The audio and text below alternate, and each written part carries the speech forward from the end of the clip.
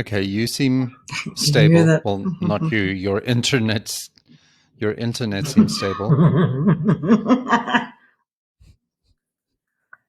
for the most part.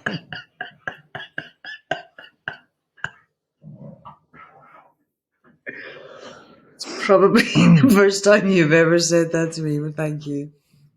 I wish I could wish I could return the compliment. No, we both know that's an absolute Yeah, lost no, cause. that's not gonna happen. So, welcome to an episode that I would like to call an ex-best friend and a fucked up engagement. Oh, So grab yourself a fresh anti-murder juice and let's chat about it. let's Got chat it? about it. There we go. I got it. Cool. How did your engagement go? The first or the second? Well, clearly the first one didn't go so well if we do have a second one. So let's take the current one, the one that you're married to right now. It was amazing. He was so super nervous, and it was all so well planned. It was actually during it wasn't complete lockdown, but it was COVID, and he went to go fetch the ring, and then he went to my folks' house on his bike. I'm not talking bicycle. I'm talking Harley. Bike. Bike. Ooh, hot. Boof, boof, boof, boof. Harley. So I've had farts that sound like that. Anyway, he had a mask on. And according to my dad, because there's two versions, right? There's Russ's version and there's my dad's version. My dad's version was, I don't know, he came on the bike, he muffled something under his mask. I just said yes. And then he showed my mom the ring. He got back on the bike and he then came home and had planned everything from there. Russell's version is quite different because he said he had asked and he really, really wanted to show them the ring. And he also needed to get back to me because I would have started to worry about where the hell he's been for so many hours, because it really shouldn't have taken that amount of time for him to just hop out. So his version was he went to go show my folks the ring. He said again that he asked my folks, and my dad gave his blessing. And I happened to be, that was when we were still fortunate enough to work at home. Not saying I don't love my job, but it is nice to have days when you don't have to actually sit in that traffic. What she's actually saying is you need to subscribe to our channel so that we can do this permanently. Stop making me go in traffic. So yeah, he wanted to know exactly like how long I was going to be busy with a report on my computer. And I said probably about 10 minutes, and he kept asking, and I was thinking, like, really? Like, why do you keep asking me? I said, the fuck are you on about? Yeah, I'll be there now. I'm coming. Yeah, but like roughly how long? Not yet, like, you weren't. Yeah, that was... Sorry, carry on. That's a part you need to edit. Yeah, so... So... he wanted to know because he had so many candles to light, so that by the time I did come out, I'm not even joking. He was really worried about me. This is gonna come out wrong. Me coming out too soon. Still haven't. Still straight. Still married to him. Still very straight. Yeah.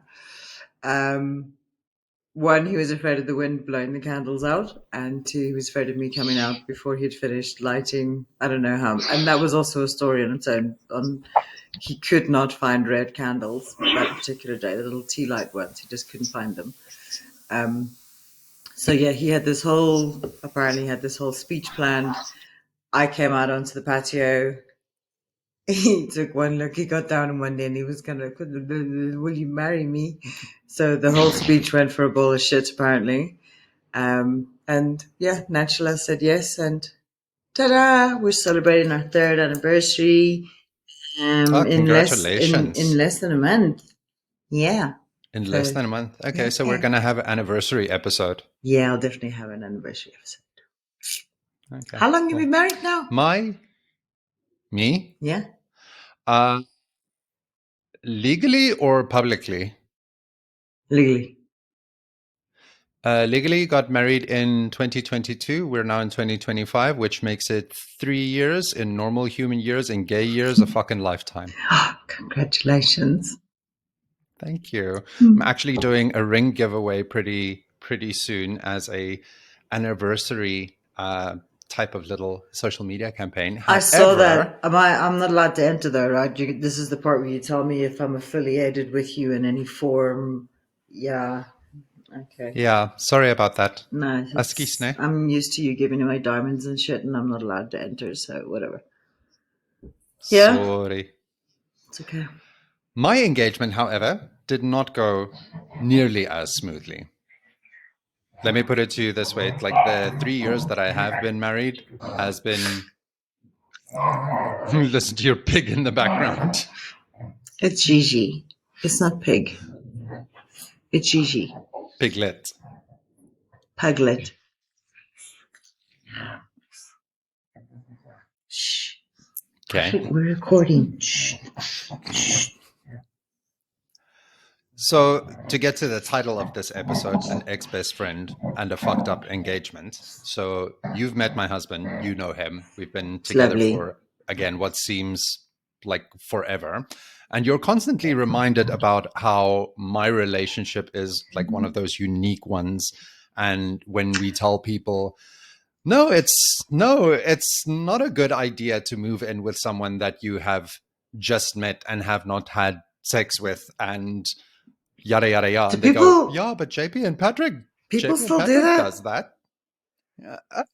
Yeah, sometimes against their will. So I don't know, but Do you say anyway. will? Is that short for? Sorry, I just need context. And testament. Just checking what they're held against. Yeah. Okay. Sorry, proceed. So I used to live in a house with my ex-best friend and ex-housemate. Bye, Miley.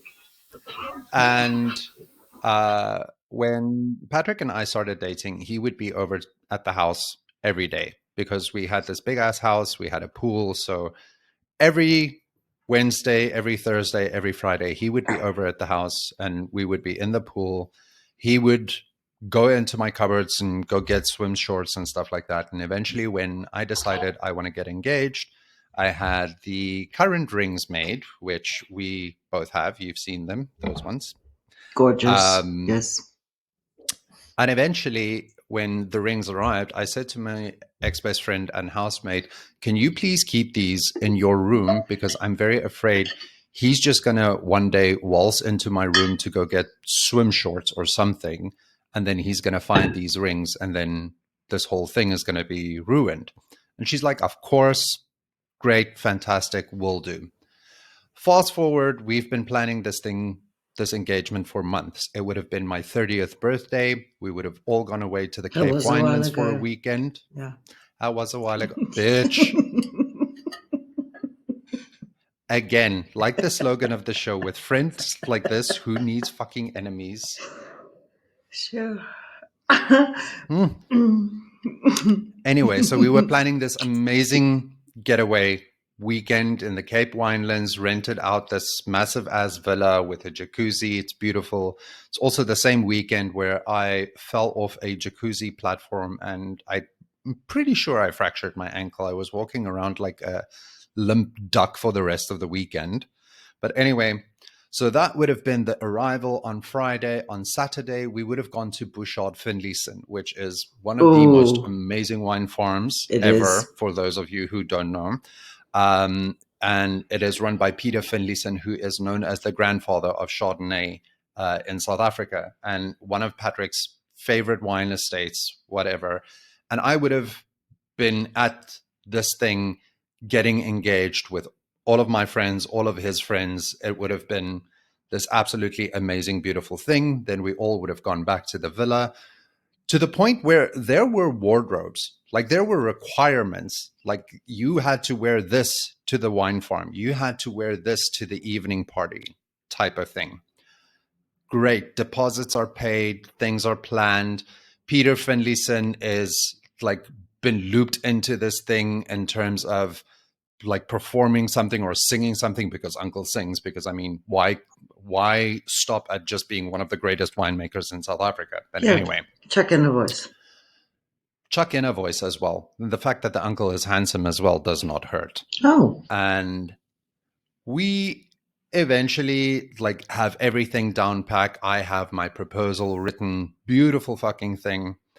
And the one day something in the universe just did not align.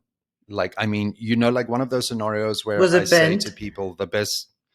It was bent.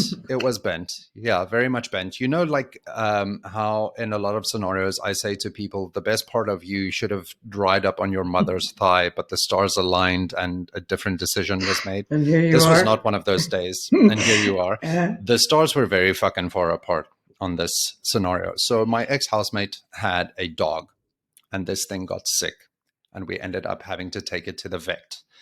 The vet suggested that we had it put down because it had distemper, which is incurable. Sad. Dark turn for this episode, I know. Which we ended up having to do. She was an absolute fucking train wreck. And we ended up, after this, me and another friend just taking off from work, being there to support her. We went out drinking way too many tequila shots, ended up back at the house. And she said she just wants to have our friends around and all of the doggos. Like, obviously, we only had Brittany at that point in time. So Patrick brought Brittany. We had other friends bring other dogs. And somewhere along the line, towards the end of this whole morning episode, we were sitting on these big-ass steps in front of our house. And I suggested, as the semi-sober one, I think we should probably start getting something to eat. I mean, it's like 6 o'clock on a weekday. We've been drinking all day. Probably need to get food.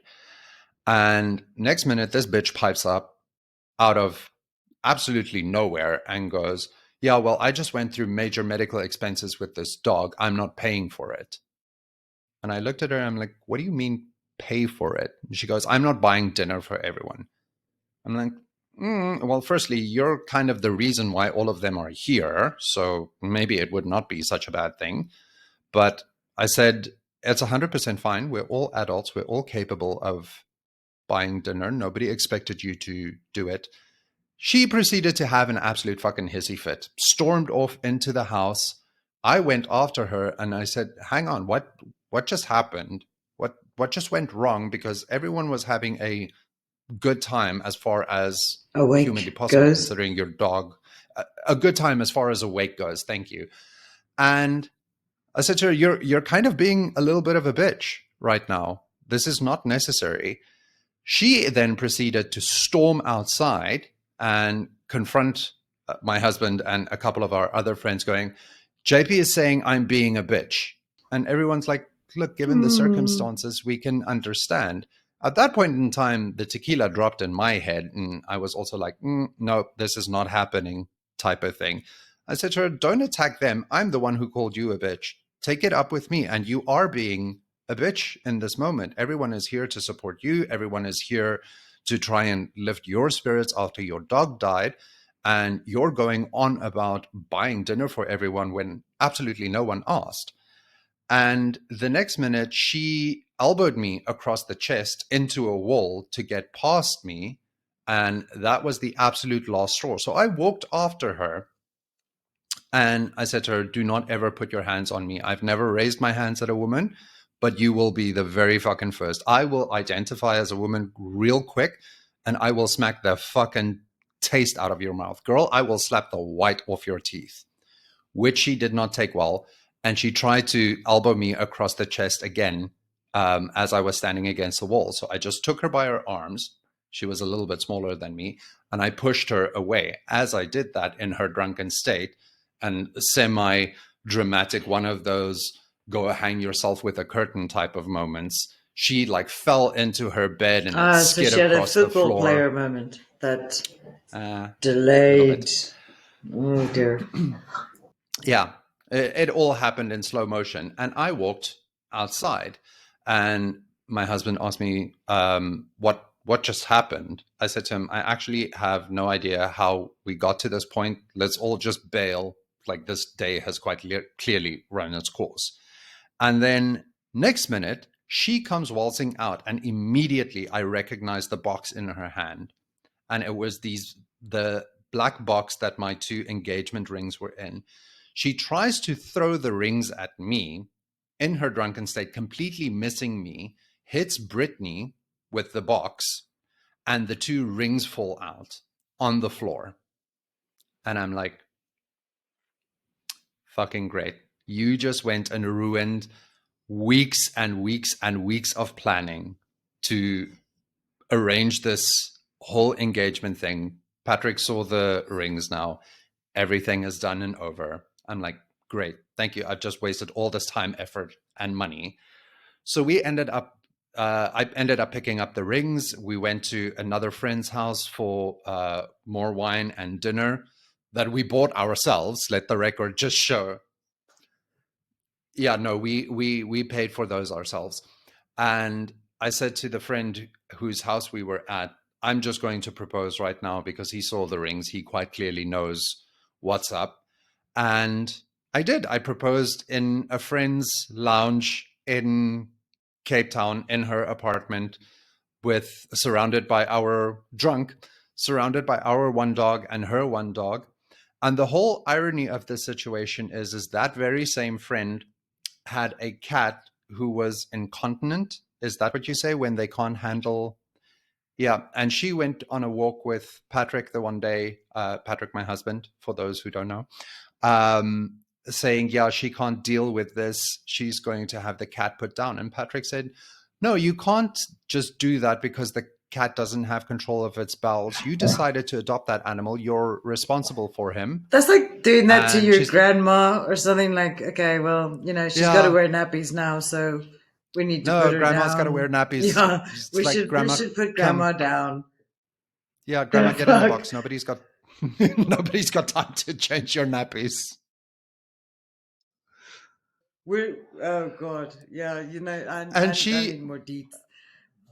Yeah, no, so she just ended up saying to Patrick, I feel very attacked in this moment, and I can't believe that you're not on my side about this. And Patrick goes, what? On your side for putting down an animal that you decided to have, and you just can't deal with the fact that you have to clean up after this thing right now. And she ended up taking her dog and storming off, and they haven't spoken since. So as far as ex-best friends and a fucked up engagement and an incontinent cat. I know you're drinking something hot because mine has a straw and I don't drink hot stuff through the straw. So, wait, do you want to see my great cheekbones? Those are some blowjob cheekbones. They're good cheekbones. I'm gonna... What is it? It's water. Oh. Why? Listen, I was just checking. I was just reading the side, and it says it's for things that I can't change. That's all I'm saying. Coffee for the things I can change, and wine for the things that I cannot. Does that say wine? Oh, I thought that was water. Did you read? No. It says wine. Let me show you. It's just like I don't know how well that is focusing, but crap. So, and that is the story of my engagement. I have so many questions. Please go for it. We have like 7 minutes. Okay, obviously we're not still friends. No, quite clearly. I mean, you're sitting on this podcast with me as opposed to her. Ouch, though. And besides, I could never elbow you. I could never ever elbow you in the chest. Let's start. No, because if you try to elbow me, you do it in my balls.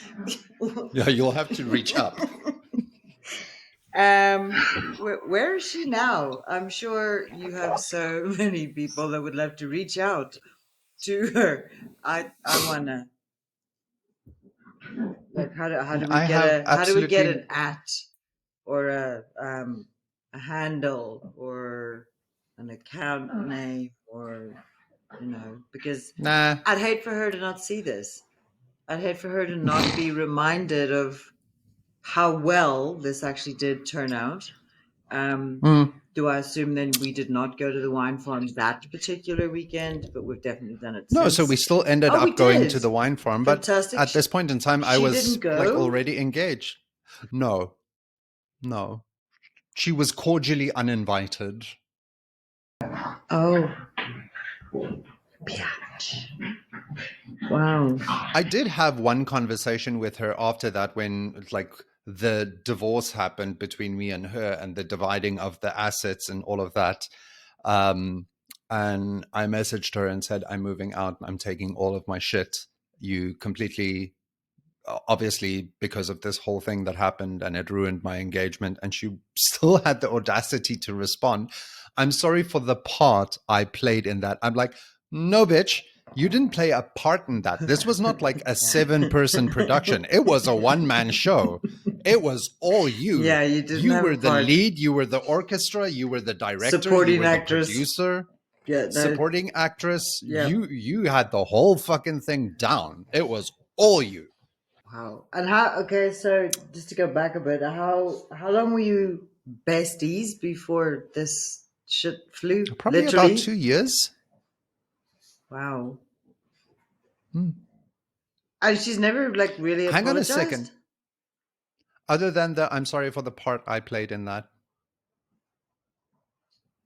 And Nothing. yes, it is coming up to our anniversary as well. Yes, I know you're going to ask. I was that. about to Yeah. say we're coming up. We're Yeah. coming up to 2 years. Think it's- Fucking tread lightly, bitch. Yeah. Ooh. Why? Because I might throw something at you. We know we're not gonna, we're not gonna be elbowed. Well, you're not gonna be able to hit me in the face. Like at best, you'll reach my hips. I can stand on tables and shit. I can totally hit you in the chest if I stand on a table. Yeah, when you stand on a whole step ladder, an entire fucking step ladder. I just saying it can be done. If I hold on really tight getting up the ladder, I could do it. I wouldn't It's want going to be like one of those things where you would want to slap a person that's sitting and then he gets up and he's like twice your height. And then either me or Russ comes and picks you up and then you can... Go get him. Go get him. I'll hold you. Go get him. And you know what? Russ would do that for me. He would pick me up and let me slap you. So that I could reach. Yeah, but I know. Look, I know you have to hand it to short people. Like, quite literally. You have to hand it to them. You're making me sound like a midget. Okay. I like you, I can also like stretch legs and shit. So these are okay, it's most of my leg, let's be honest. Yeah, but babes, it's easy to stretch when it's only legs. 30 centimeters. Come on. No, you're making me, I swear to God, you're making me into like a troll. That's like this thing just squirted in my face. Coffee. That's not the first time you've ever said that, is it? Is it? We will talk about doing the unholy with the holy at one point. Do you know, you've seen that thing on TikTok where the girl goes, I want to fuck a priest. And the therapist, oh my gosh, I need to wait. I'm going to find it. It's like this trending sound on TikTok. And this is the perfect setup for our next episode. Yeah, great timing. Is like literally probably as we speak, they're still trying to choose a pope. Yeah, no, like put it in there now. That's good. Wait. Here it is. I want to fuck a priest. Catholic? Yes. A good one? Yes. Looks good in the... Yes. I understand. Do you really want a priest or do you want a God? Can you? Good? Oh, yes. Was that in the confessional? She wants to... No, that was a woman at a therapist. She wants to fuck a priest. I did. Do you want to chat about it? I think that is something we discuss on the next episode, and we will call it Doing the Unholy with the Holy. In the holy. Well, in as Daniel would like to say, doing the unholy with the holies holy.